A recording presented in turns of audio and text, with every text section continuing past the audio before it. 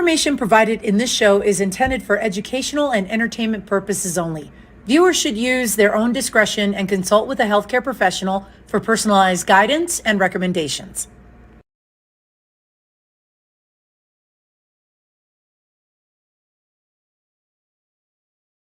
Hello, everybody. You are watching The Health Revolution. I'm your host, Adriana Morrison. We are so glad that you're here with us today.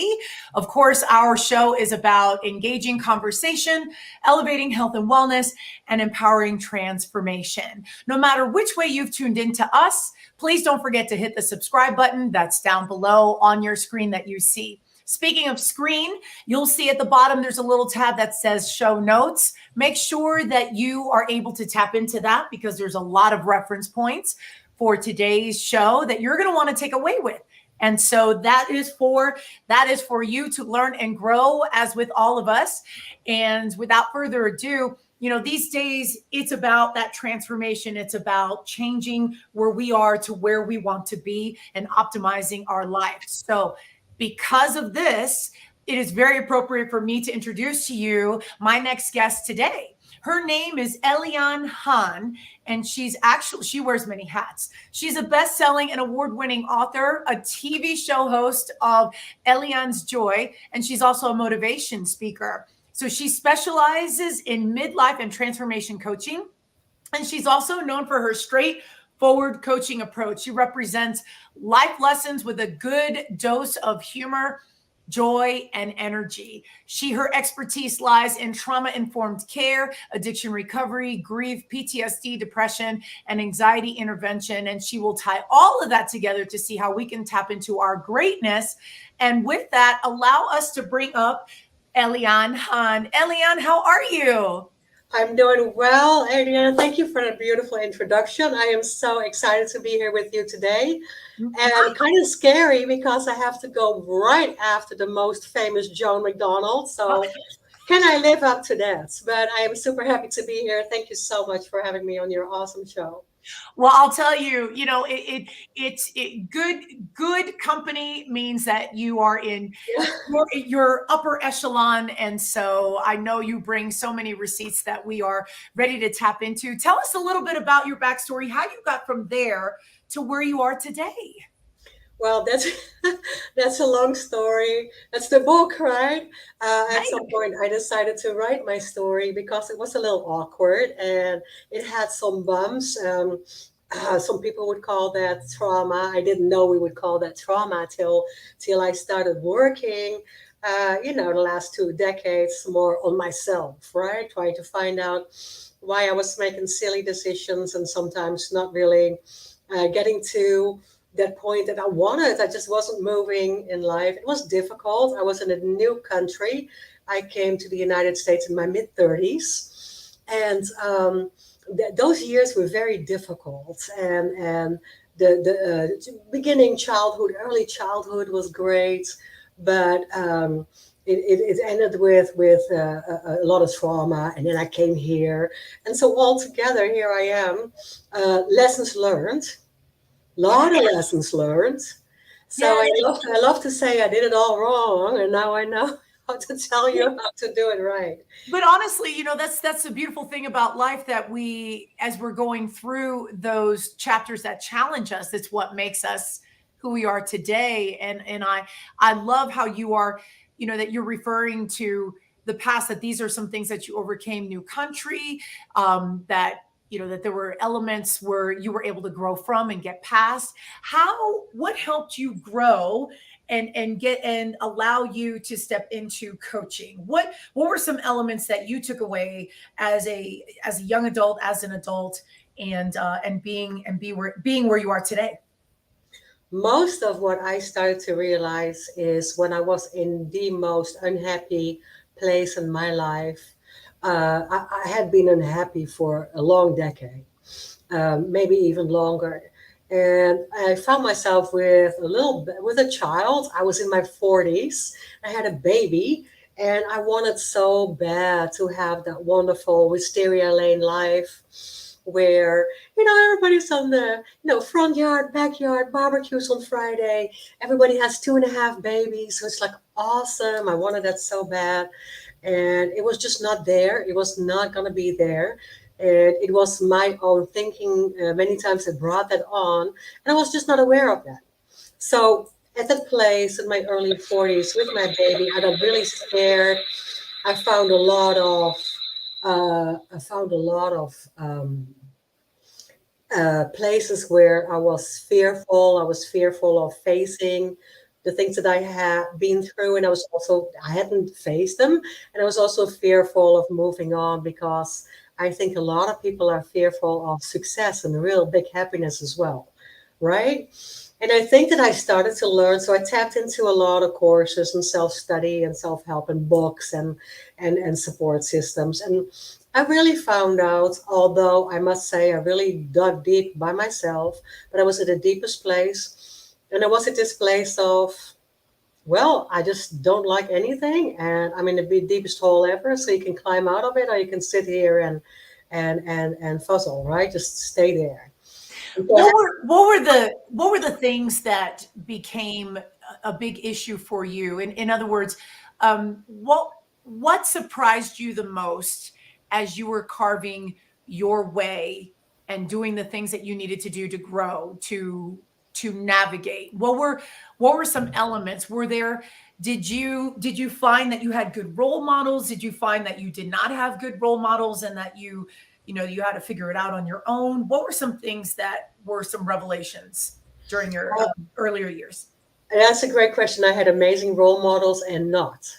So, like I said, I had a happy childhood as I was aware of. And then my parents both started drinking heavily in my teens. So then my world really changed and kind of really, really turned upside down. So that happy home that I knew, my parents were both amazing, amazing parents, and they were amazing people. My mom, I find myself just like her without the habit, but it was just, they were so warm and loving and there for everybody. And that was our household. Everybody was always there. But I also slowly started becoming my mom's mom because I was about 14, 15 when I started in that care reversal role of, you know, a drunk mother's early in the morning, and just really started to get very worried about her, to where she passed away when I was in my 20s. And I had a younger sister that really just rebelled, to this whole situation as well. My dad passed away a few years later. So we were both young, and there we find ourselves. And I was in a long high school relationship that ended into just a just kind of like a really sad, not being able to help each other anymore through the grief and trauma that we were both going through at that point. And we weren't really familiar with it. I think we both were young, and we came from this background where you just don't talk about it, and you just solve it, right? And when I was brought up, it was a lot of that. Don't put too much attention on yourself, right? And therapists are for crazy people. You don't ask for help, you just move on and be strong. And so that's what I did. For the next 20 years, I didn't talk and became really strong. Wow. And strong in a sense of, yep, I got this. But when you're not talking about what you have been through, also means that you're not processing anything. And at the same time, I thought I got it. So I was just going to go to America. And that was my next really big T right there, coming into America with my American husband, who left me the next day. So I found myself here with my backpack. So Wow. I can do this too. But all that started slowly kind of hitting me in my face. Like I said, I came into the United States. Everything was kind of like living up to expectations of Wisteria Lane, and why you're not, an adult and doing adult things. And I wasn't. I didn't process anything, and I made decisions for the wrong reasons because I wanted to be loved, and I wanted to find happiness in the wrong places. A question. So going back, and I'm so sorry for your loss at such an early age, and it's profound when you lose parents, just one and then shortly after, especially being a young adult. looking back, was it something that so it sounds like it was something that you didn't process for a long time. Yeah, because I loved my parents, and the loss of my parents didn't hit me in a sense of that it was my loss. I felt bad for them, and I also felt that they were in a better. I knew that they were in a better place. As a Christian, I believed that, and I didn't worry so much about myself because I can do this, but not processing grief. Um, Also had for me a tremendous effect in the sense of I was looking for a support system and I didn't have that.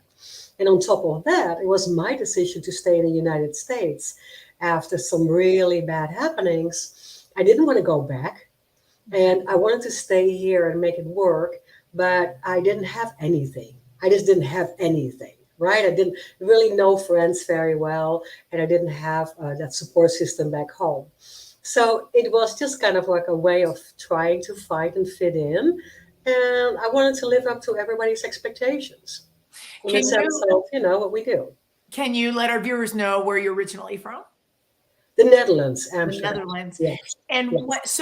how much of a cultural difference would you say there was with, say, processing grief and then just family coming together before you came to the United States? So in other words, what did you notice that was different about coming here? What was helping you as you were navigating this new culture New world. versus back home?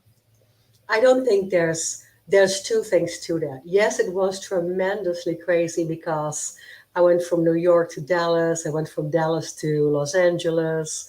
I came back here.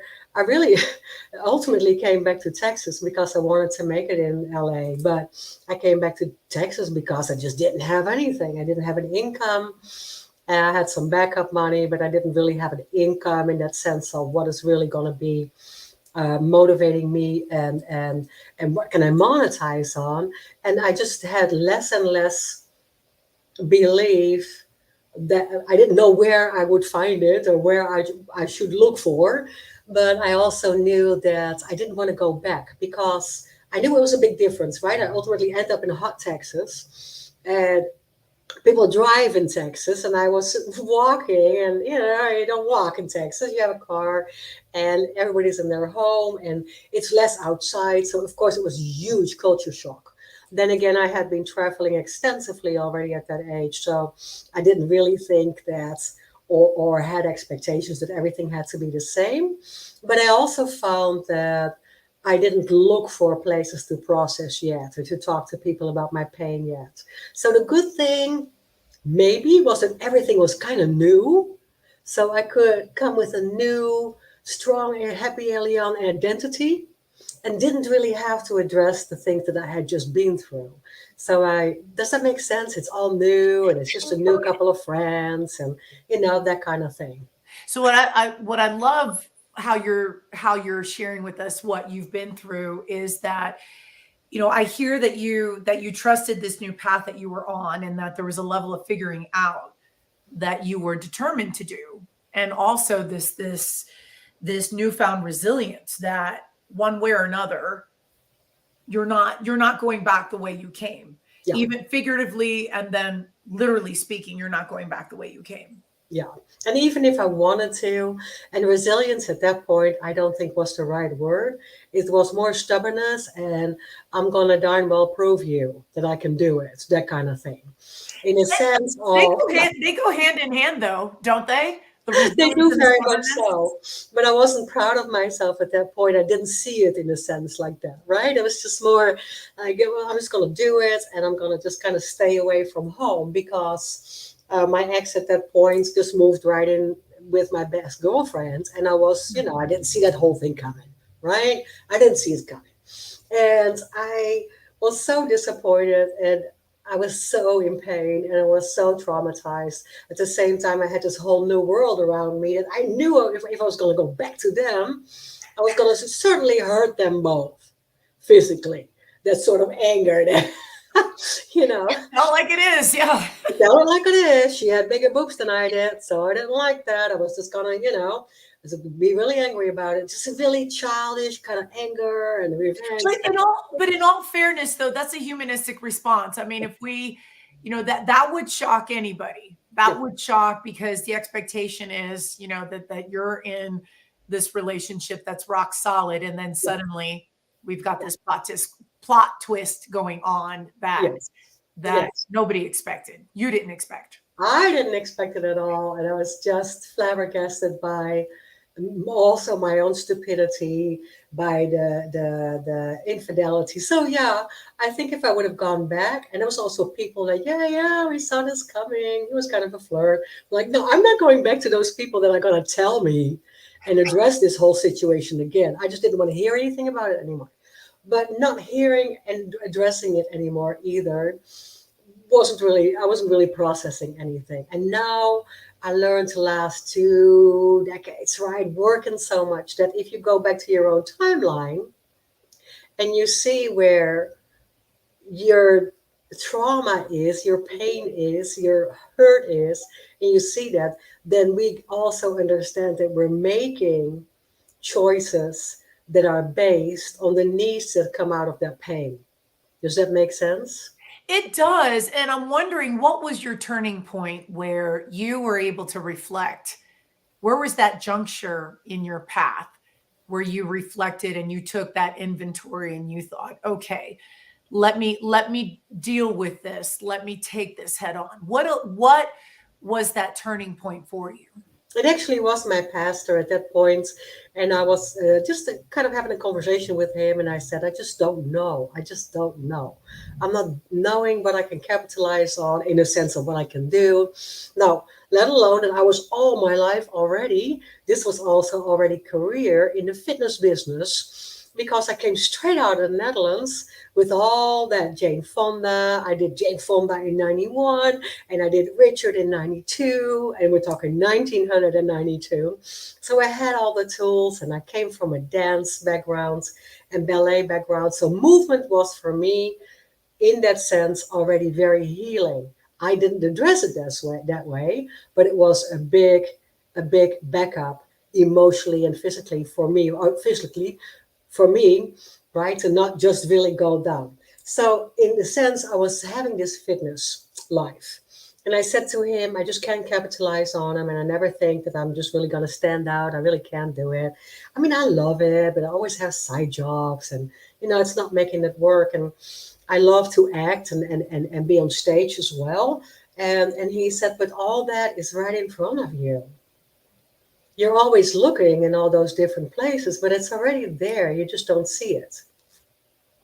And it was a huge moment for me of, as Tony Robbins called it a long time ago, like edutainment, because I wanted to entertain people and teach them. I was a born teacher, right? I loved that. I wanted to get them healthy and fit and well. And that was the point that I said, okay, I need to look back and see what I can do with my own wisdom acquired.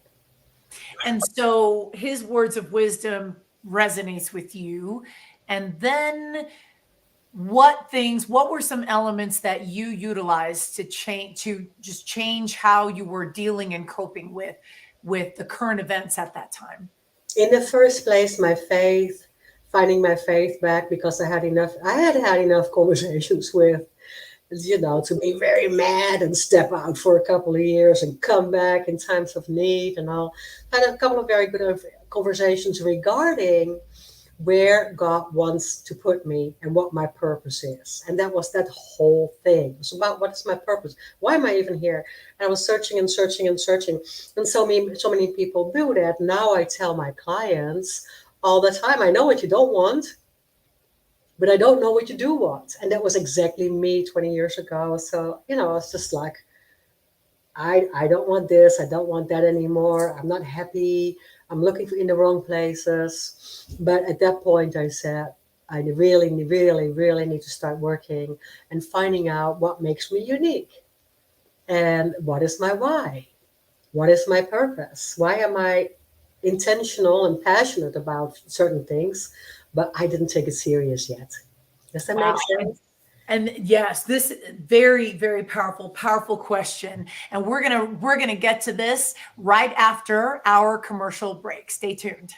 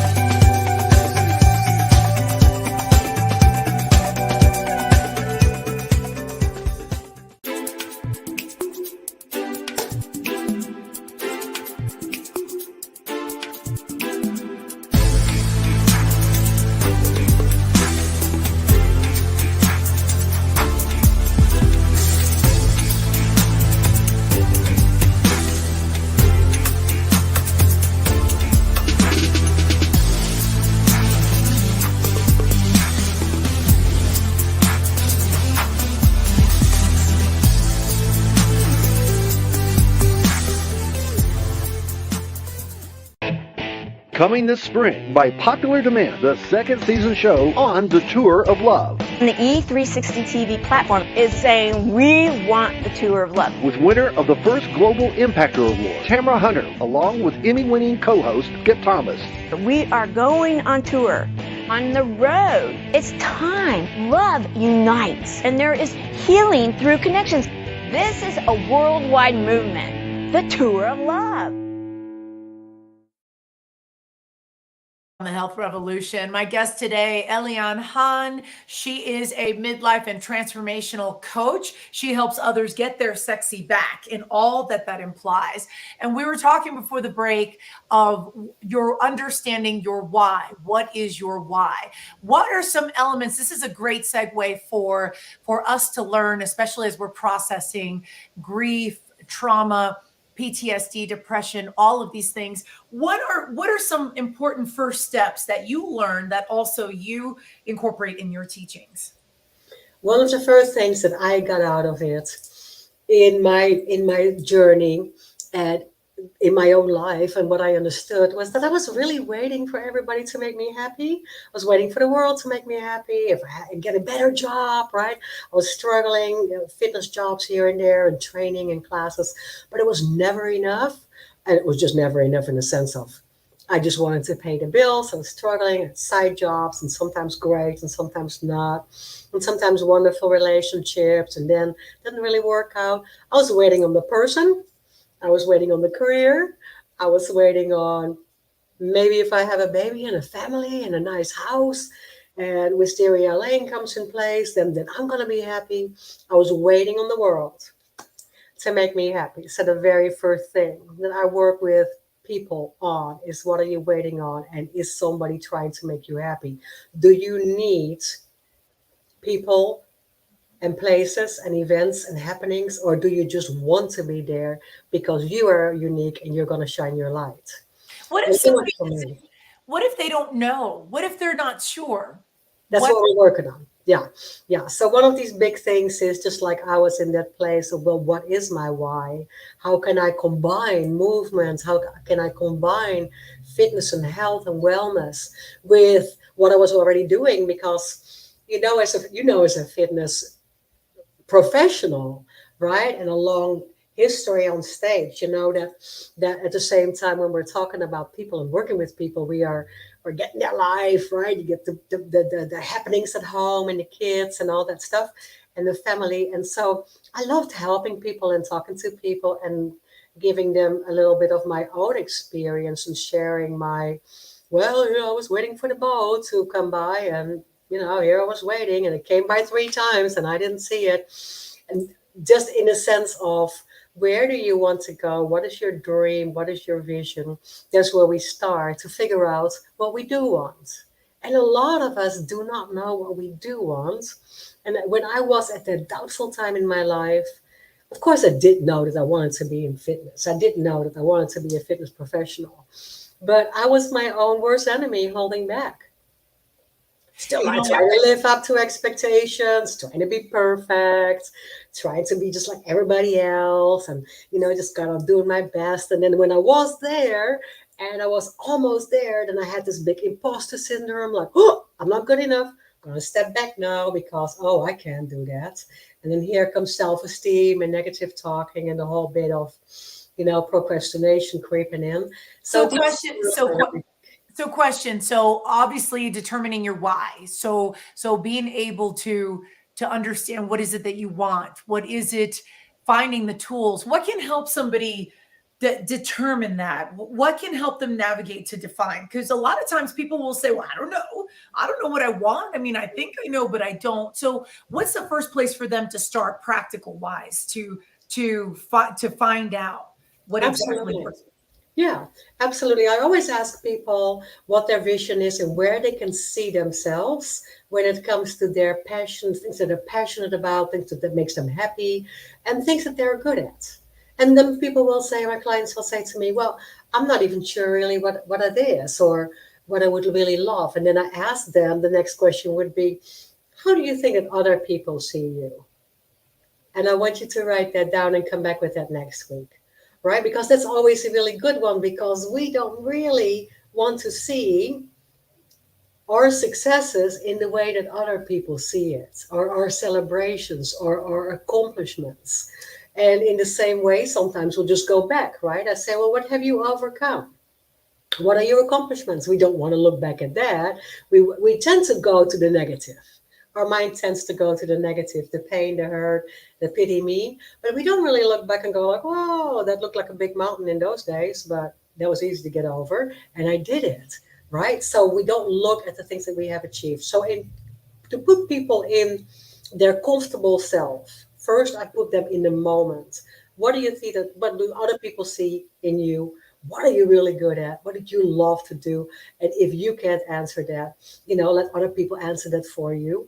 And then from there on, we're going to find out what you're really passionate about and what you really can do. And I'm talking about people in midlife transformation, talking about people that come like, I'm stuck, don't like my job, got fired, have no clue where to go, want to do something different. I have moved, open up for a new career. Kids are gone, all that stuff, right? Loss of somebody, loss and pain and grief of your loved one. So in that sense, what is it? See it as freedom instead of pain, and see it where you can reformat your own unique self in the way that you would love to do that. And for some people, that's a challenge because that's not the type of thinking that they're used to. That there's not the type of mindset, the type of verbiage that. So how does one get used to that? What are some ways that you encourage others to start using that mindset? Some people will say, "Oh, easier said than done." It's easy for you to say. What do you say for that type of response? I use all three approaches, mind, body, spirit, right? So we're going to the spiritual, and sometimes through meditation, maybe just kind of sit on some affirmations first, right? Kind of make yourself comfortable with affirmations, with meditation, me time, self time, right? Create some more time for self to find out what you hear.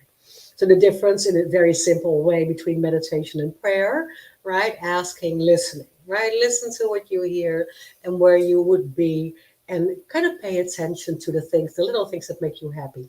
Very tiny homework to come to a place of inner care and self-care, being nicer to ourselves. Now, what you said is very true. We don't do that and we don't look in that direction because we're so told, especially as women, but hey, men as well.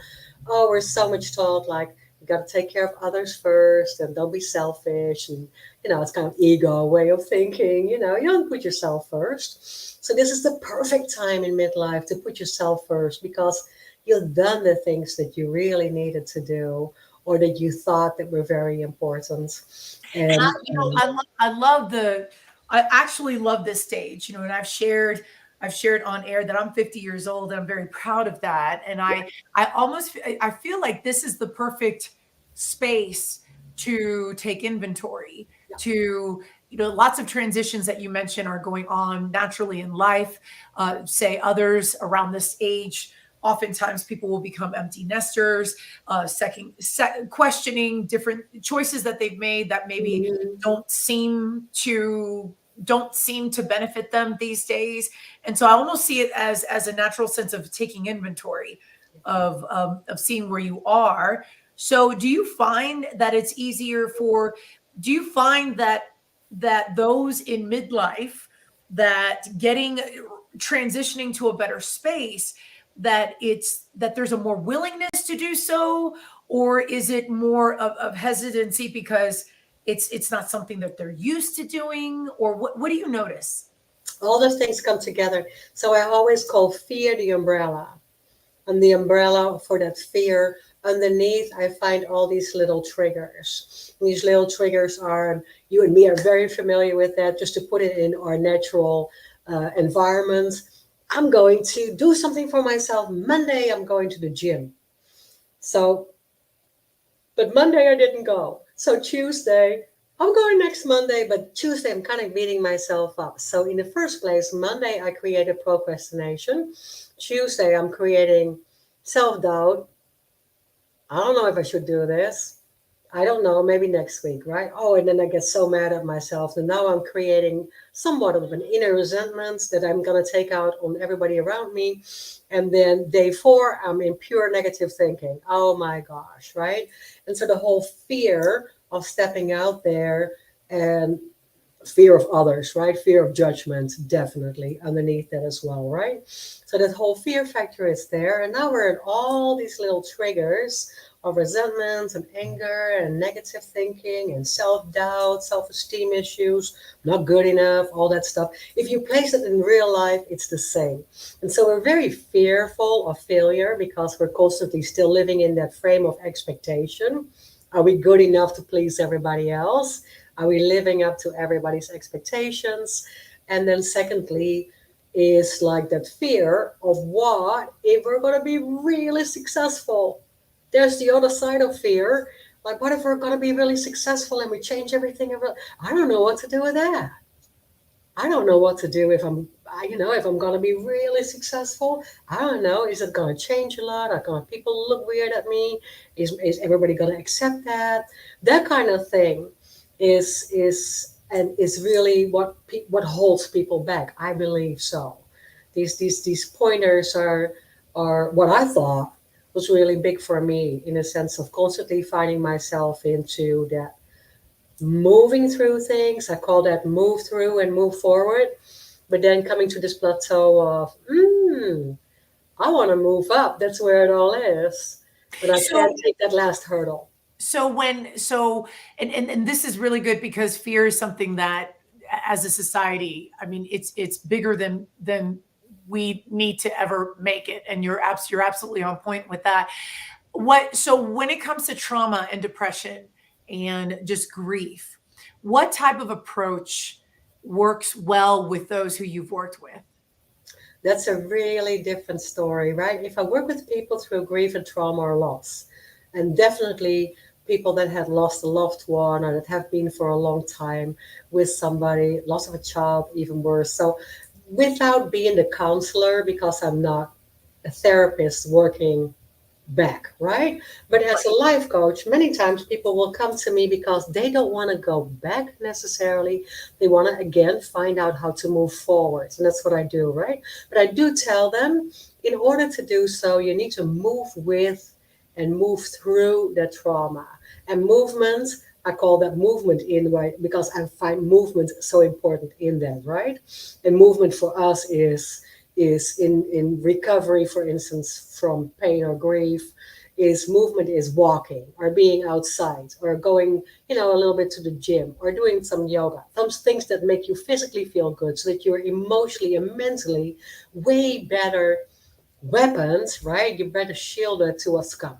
But if you're talking about loss and grief, many, many, many times people have not really learned, and that's understandable, to be with themselves. And a lot of us don't really enjoy being on our own. I think also the expectations, society's expectations of we should hurry up and move on, or maybe that there's a timeline to handle grief and loss, that we oughta hurry up and get back into the swing of things without necessarily getting back, without that happening. A lot of times it seems as though we have the message of, we should be over things by a certain timeline, a certain time It's frame. very true. And I'm so glad you mentioned that because it's very true. We are not on a timeline and everybody grieves differently. And everybody has a different way of doing that. Not even time, but also how. And so the only thing that I tell people is, and I can work for a long time on that, right? So my minimum work with people is 2 months because under 2 months you can't do much unless it's a consultation for somebody. But then for 2 months to 6 months or even to a year, just trying to come into a comfortable space with yourself. Because we are conditioned to need somebody, and in that order to be with a partner, spouse, or husband, or loved one, or wife, to be with them because we need them and not because we want to be with them. And that is also the cause of a lot of relationship problems, right? So in that case, are we unique, and do we see that uniqueness, and what is it that makes us so strong and so and so amazing, and how can we just love being with ourselves in that comfort zone, right? We have to create a new comfort zone. And it's funny because in society, it's we struggle with stepping outside our comfort zones, and that's where the real work is, to break some of these patterns, the coping ways of dealing with something if we're stuck, and then we find that we're not getting ahead. And so then are we willing to break that cycle? And so a lot of what you're saying is that taking these actionable steps to get things rolling, right? Yes, and working with people is really only possible if people are willing to work, right? We got to be willing to do the work, just like you say. So it's with everything from feeling physically better and still being able to, like Joan, work out till we're 100 years old. And Joan, you're not 100, I'm sorry. But, going all the way, just doing the work. It doesn't have to be. I'm a yoga instructor since the early 90s. I've been doing that, but I'm not going to stand on my head. I'm in my 60s. So, that kind of thing, like, I'm not going to, it's dangerous. But, of course, I want to do the things inside as well that I could do when I was 20, 30, 40, and just do amazing things. But the healthy choice and the responsible thing towards myself is that I'm doing as much as I can when it comes to amazing poses, but not necessarily on my head for, or what kind of like crazy stuff there. Jumping jacks or owie knee, owie shoulder, falling apart a little bit.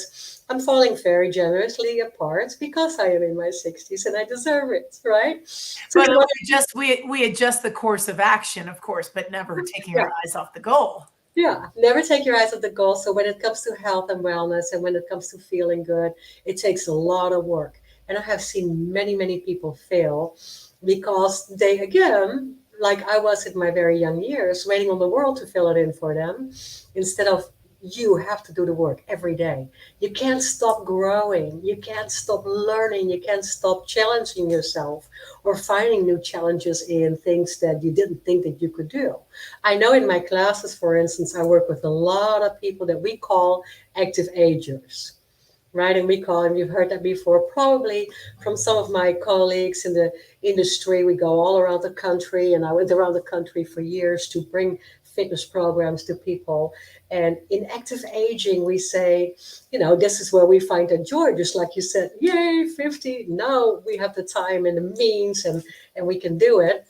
But finding that into a healthy way and bringing that to the work, I think one reason why we do want to do the work at this age and why it is so much fun is that when I was younger, I'm taking it back to myself in my 20s and 30s, even if I was in the fitness business, I was going out all night and drinking lots of wine and smoking lots of ciggies and all that good stuff, right? And partying till 3 a.m. And I was healthy enough and young enough that I could get up at 7 and go after it and teach a step class.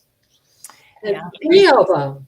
And so now, of course, but also because I was not proactive thinking. I was in the moment. I was just enjoying, like, I see when it comes. When I'm 50, I don't care. We'll see when that comes, right? We'll cross that bridge then. But Now, now, when and you're 40s, 50s, you're more proactive to your very thinking. true. I want to talk. We're going to take a quick commercial break. When we come back, I do want to talk about how you bring your sexy back, what that means, and then also we're going to dive into your book. So we'll be right back after this commercial break.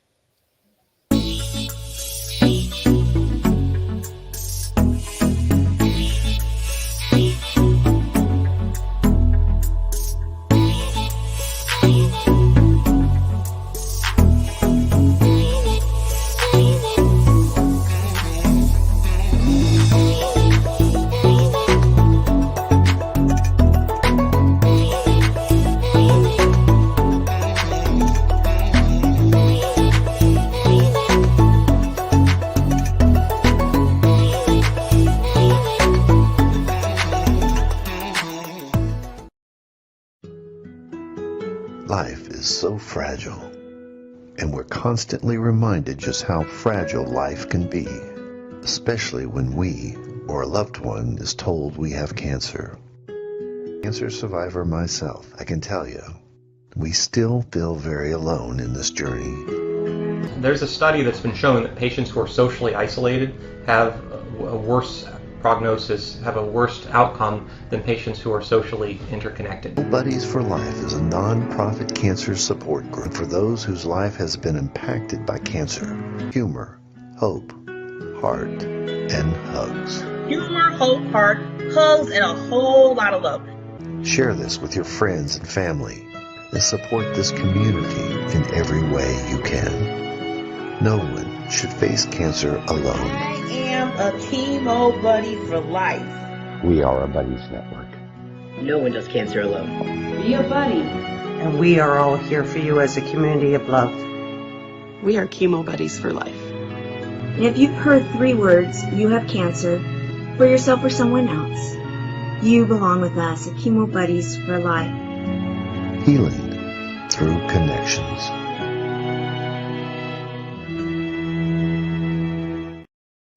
We're back here on the Health Revolution. As you're tuning in for live broadcast, don't forget you can always add in questions or feedback. We can certainly integrate that into our programming today. We're excited to continue to spend time with Elian Haan. She wears many hats. She's a midlife and transformational coach, TV show host, motivational speaker, and also an award-winning author. And I do want to talk about your book. We'll go ahead and we'll bring up the cover here. Talk to us about your book, 6 Miles from Neiman's.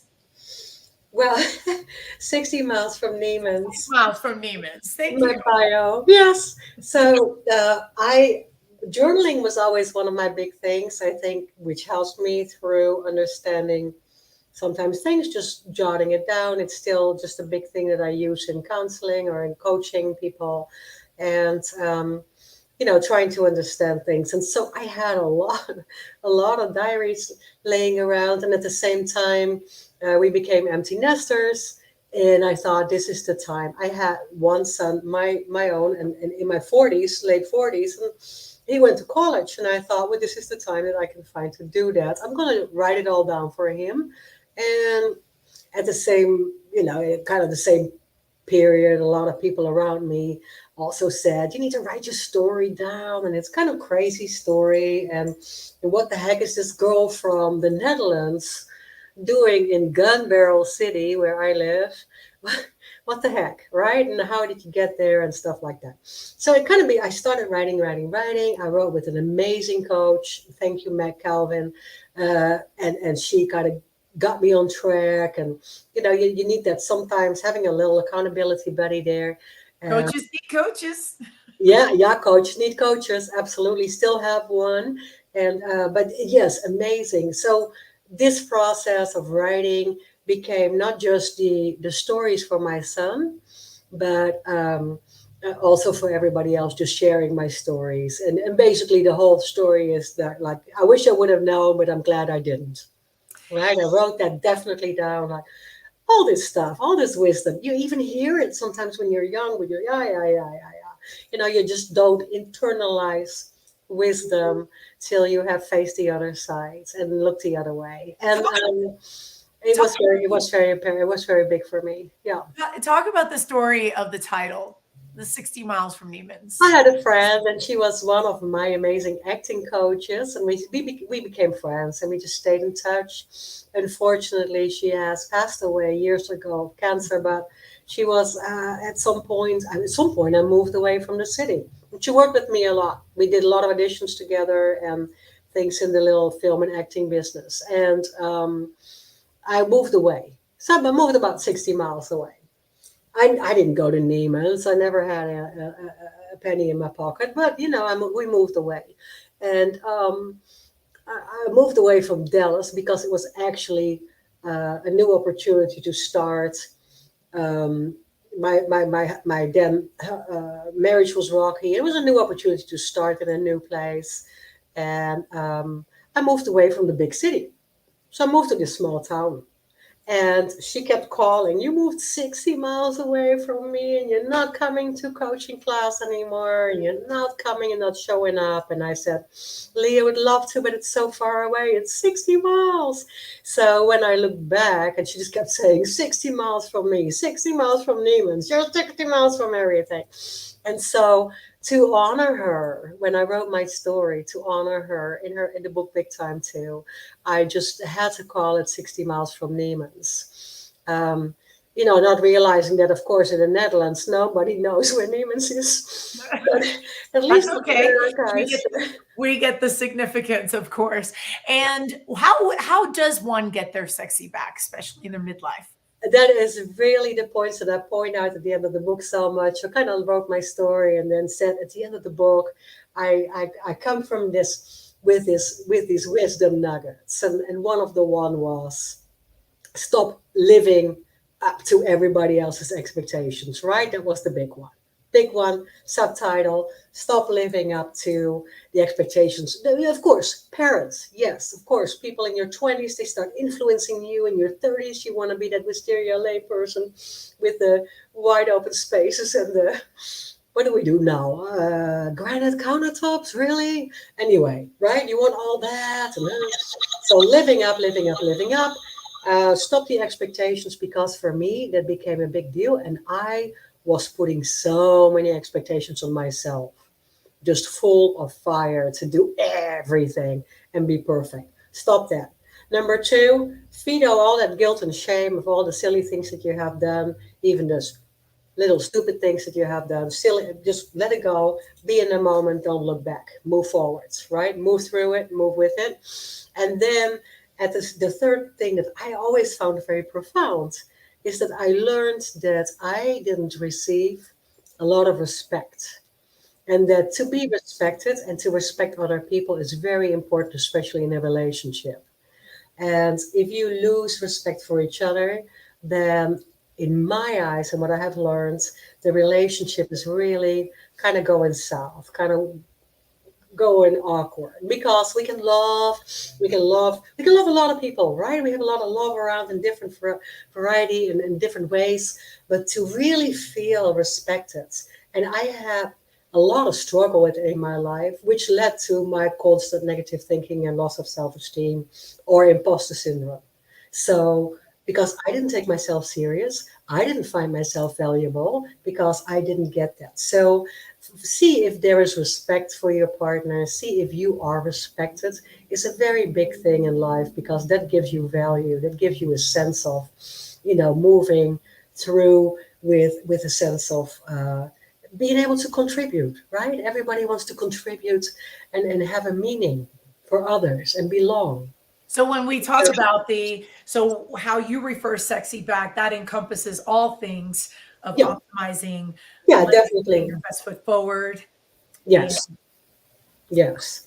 Yeah, definitely. So finding your sexy back, it's really the title. 26 Ways to Find Your Sexy Back is really the title of my next book, coming out in December, or maybe January.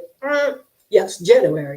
But I'm working on it. It's almost there. It's really there. But this led up to that because I really started saying, You get your sexy back when you're feeling unique, when you feel good in your skin, when you don't care anymore the whole day, living up to expectations, or when other people are judging you for.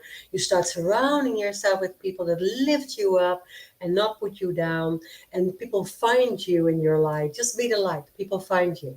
Just be your light. Just be happy in a place of peace. And that happiness is not there anymore when you're constantly looking for it. That happiness is inside.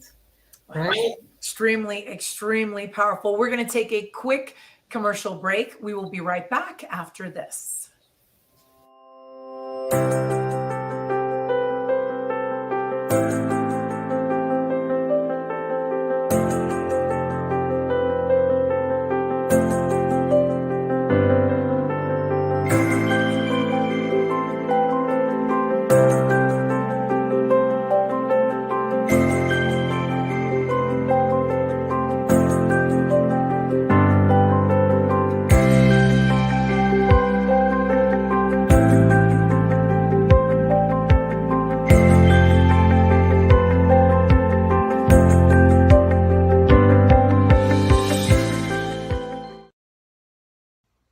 Jeff Pearson here, host of Invisible Condition, where we talk about all the people who are living and thriving with all those conditions that you can't necessarily see from the outside.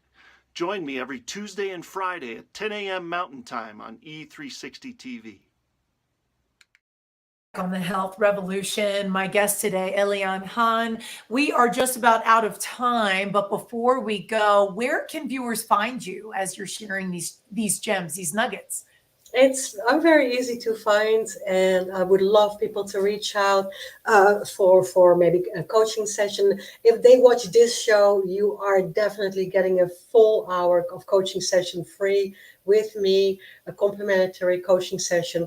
Sometimes it's group coaching, right? I do a lot of webinars and seminars and workshops. People can find me elianhaan.net, so seminar or webinar elianhaan.net, and sign up for that. Or people can find me, of course, on elianhaan.com, my website. Yes. elianhaan.com. And there's all the links to social media. It's all the same. Instagram, Elian, YouTube, Elian Haan, the whole bit. Facebook, all that. Very easy to find, and I love for people to reach out and give us some feedback. That's fantastic. And Elian, I really appreciate you spending time with us. This is an area that's important for us to be able to utilize the right resources, so that if we're dealing with grief and trauma, or if we have obstacles in our way in which they're preventing us from growing, that we do tap into tools so that we can optimize our life in so many different ways. So thank you so much for spending time with me today. Thank you, Adriana. Thank you for having me on your show. I'm so blessed and grateful to be here. It was a lot of fun. Absolutely. And for our viewers who are tuning in, don't forget that we are on Tuesdays and Thursdays, 10 a.m. Pacific, 1 p.m. Eastern Standard Time. Our website is thehealthrevolutiontv.com. You can subscribe to our email list and our newsletter, and of course, finding out all information, new updates on the show. If you have topics that are important to you, we certainly want to connect and make sure that we have the right gems and nuggets to share. And with that, we are out of time today. Thank you so much for watching. Until next time, take care. We'll see you soon.